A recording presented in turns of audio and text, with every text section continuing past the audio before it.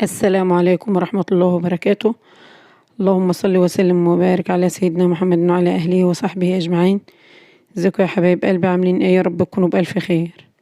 النهاردة بإذن الله هعمل معاكم القرص الهشة الدايبة. جميلة يا جماعة، أتمنى إن الفيديو النهاردة يعجبكم. قبل ما أبدأ الفيديو، اللي يعجبه الفيديو ما ينسانيش بلايك وشير. شيروا الفيديو يا حبايب قلبي، أتمنى منكم نسبة مشاهدة. واللي أول مرة يشوف قناتي فضلا ليس أمرا يعمل لي اشتراك. شكرا لكم يا حبايبي. أول حاجة كده يا جماعة هنتكلم عن خطوات العمل بتاعتنا. هنجيب معانا كده بولة نحط فيها معلقتين 2 سكر حبيبات، معلقة خميرة فورية كبيرة، وكوباية مية دافية، وندوب المكونات بتاعتنا دي. ندوب لما نحس ان الخميرة دابت معانا والسكر داب تماما. ليه بنعمل الخطوة دي تيست للخميرة علشان نتأكد ان الخميرة بتاعتنا صالحة ومتفاعلة، وهتدينا نتيجة حلوة في الوصفة بتاعتنا بإذن الله. اذكروا الله يا جماعة، لا إله إلا الله سيدنا ونبينا محمد رسول الله. كده اتأكدنا ان السكر داب معانا يا حبايبي هو والخميرة مع المية الدافية. هنغطي الخميرة بتاعتنا لمدة 5 دقايق علشان تتفاعل مع بعضها كده قبل ما نبدأ خطوات العمل بتاعتنا. معانا 4 كوبايات دقيق، ما يعادل نص كيلو دقيق متعدد الأغراض فاخر يا جماعة. طبعا احنا متعودين بنستخدم ماركة الأهرامات لجودته. هننخله وننزل فيه في البولة بتاعتنا. معانا معلقة صغيرة بيكنج باودر، نص معلقة صغيرة ملح. طبعا احنا بنحط المكونات الجافة بتاعتنا كده ونبدأ ان احنا نقلبها مع بعضها.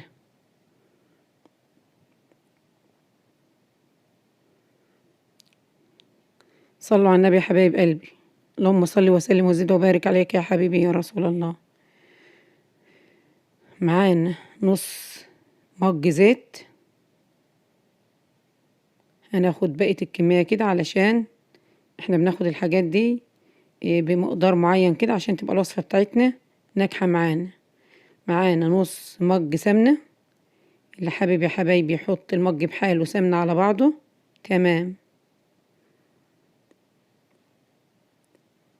هنبدأ ان احنا نقلب الدقيق بتاعنا في المادة الدهنية كده، اذا كان زيت او سمنة او سمنة خالص، زي ما يكون المتاح في ايدك اعملي بيه. نبدأ ان احنا نقلب الدقيق ونشربه كده للسمنة والزيت اللي معانا.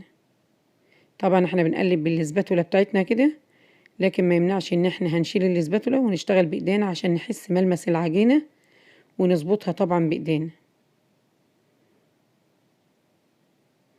لا اله الا انت سبحانك اني كنت من الظالمين. هنشيل السباتولا بتاعتنا كده يا حبايبي ونبدأ نشتغل بايدينا. هنعمل ايه بقى؟ هنبس الدقيق بتاعنا بالمادة الدهنية. ليه بنعمل الخطوة دي؟ عشان القرصة بتاعتنا تبقى دايبة وناعمة وجميلة كده. الخطوة اللي بتديك النعومة للقرصة بتاعتك. تانينا نقلب كده من فوق لتحت بحيث ان الدقيق يختفي معانا وكل الدقيق يتغلف بالمادة الدهنية اللي معانا. وريها لكم كده يا حبايبي تحسوا ان ايه الدقيق معانا زي الرملة المندية كده، شرب كل المادة الدهنية اللي عندنا وبقى مظبوط معانا.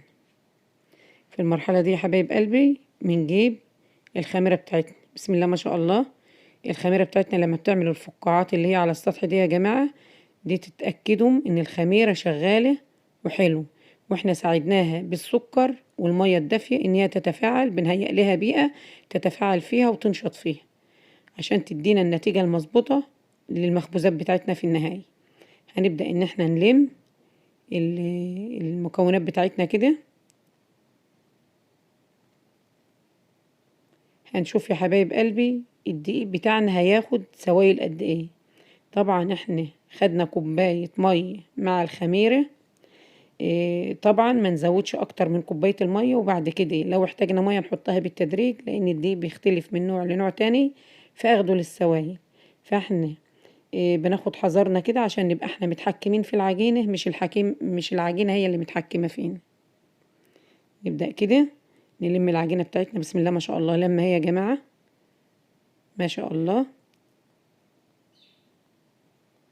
طبعا احنا يا جماعة ما بنعجنش كتير في العجينة بحيث ان احنا ما نربيش عرق فيها، ونحفز مادة الجلوتين اللي في الدقيق انها تظهر ويبقى العجينة بتاعتنا لها عرق. المخبوزات اللي هي زي الكحك زي القرص زي الحاجة اللي فيها مادة دهنية كتيرة ديت بتبقى ايه العجين فيها مش كتير وطبعا ما بيبقاش لها عرق. فيدوبك ان انت بتدخلي المكونات مع بعضها السايلة مع الجافة كده وتلميها. هي يا حبايبي بنلم كده العجينة بتاعتنا اهي بسم الله ما شاء الله. ونبدأ ان احنا نختبر العجينة بتاعتنا ازاي، ان احنا بناخد قطعة منها كده ونضغط عليها بين ايدينا اهي. لو شققت معانا يا جماعة يبقى هي محتاجة نسبة سوائل، انما هي بسم الله ما شاء الله مش محتاجة حاجة. ممكن الدقيق بتاعي خد مج مية، ممكن الدقيق نوع تاني ياخد مج وربع ياخد مج ونص، ده بيختلف من دقيق من نوع لنوع تاني في اخده للسوائل يا حبايبي. فاحنا بنمشي الخطوات بسيطة كده ونشوف. طبعا غطينا العجينة بتاعتنا وسبناها لمدة نص ساعة عشان تخمر وترتاح. بعد ما خمرت اهي يا حبايبي نبدأ ان احنا نلمها كده من البولة ونشوف هنشتغل فيها معانا.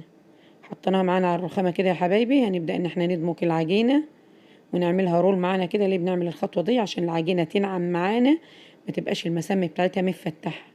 بندمجها مع بعضها كده عشان تبقى ناعمة معانا وتبقى ايه مدموكة في بعضها كده. نبدأ ان احنا نقطعها لقطع كده عشان نشكلها الكرات معانا.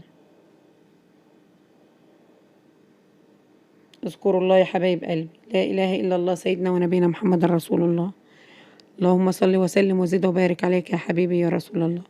كلنا يا حبايبي ندعي لإخواتنا في فلسطين إن ربنا يثبتهم وينصرهم، اللهم آمين. يا رب يا رب انصرهم نصرا عزيزا يا الله. اللهم اضرب الظالمين بالظالمين واخرجنا من بين أيديهم سالمين. اللهم انصر الإسلام وأعز المسلمين يا الله. هنبدأ إن احنا نشكل العجينة كده الكرات يا حبايبي، ندمجها في بعضها كده ونشكلها. ونحاول يا جماعة إن الكرات كلها تكون حجم واحد بحيث إن ما تبقاش واحدة كبيرة وواحدة صغيرة.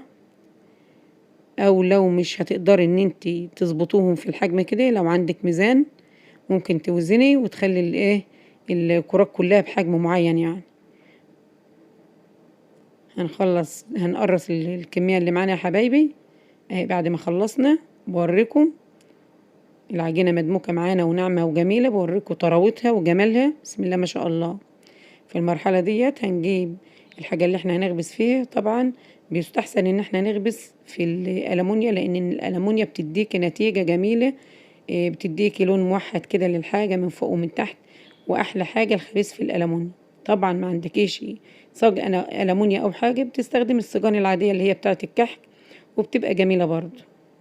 وتسلم ايديكم وعيونكم مقدما على اللي بتعملوه بايديكم. كفايه ان دي حاجه احنا بنعملها بايدينا لاولادنا في البيت، ما نشتريش اي حاجه جاهزه، كل حاجه نعملها بايدينا. طبعا علشان نتفادى غلاء الاسعار في كل حاجه احنا بنعمل كل حاجه بايدينا، وهنعمل افضل واحسن حاجه باذن الله. كده يا حبايبي بعد ما حطينا الكرات بتاعتنا بتاعت العجين كده، طبعا احنا بنحطها ما بنبططش ونحطها ونشيلها نحطها لان ايدينا هتبقى مش مخليها ايه الشكل مش لطيف يعني. فاحنا هنحط كده وبعدين نبدأ ان احنا نبطط في الصاج. نبدأ نفرد يا حبايب قلبي كده.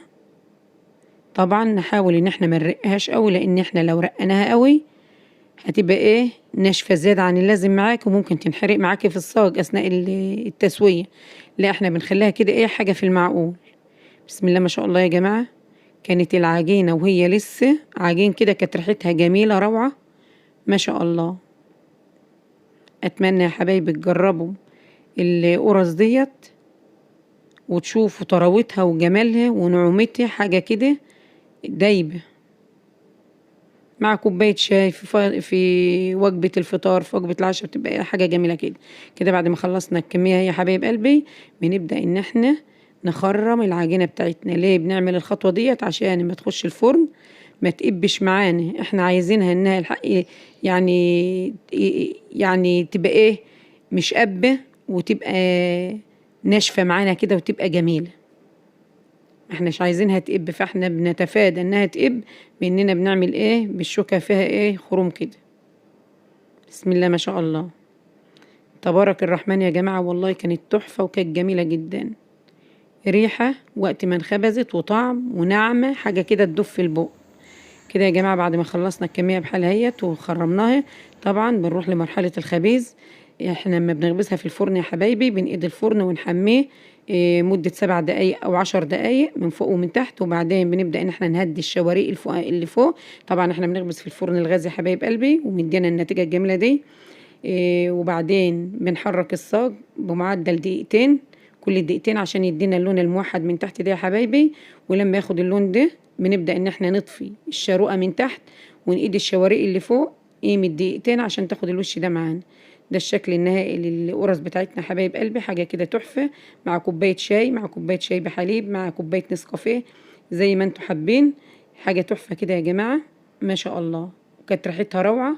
اتمنى ان انتوا تجربوها بنفس الخطوات، وباذن الله هتعجبكم. شو الشكل من جوه يا جماعه، تحفه ما شاء الله. اتمنى يا حبايبي اللي يشوف الفيديو ويعجبه ما ينسانيش بلايك وشير، واللي اول مره يشوف قناتي فضلا ليس امرا يعمل لي اشتراك.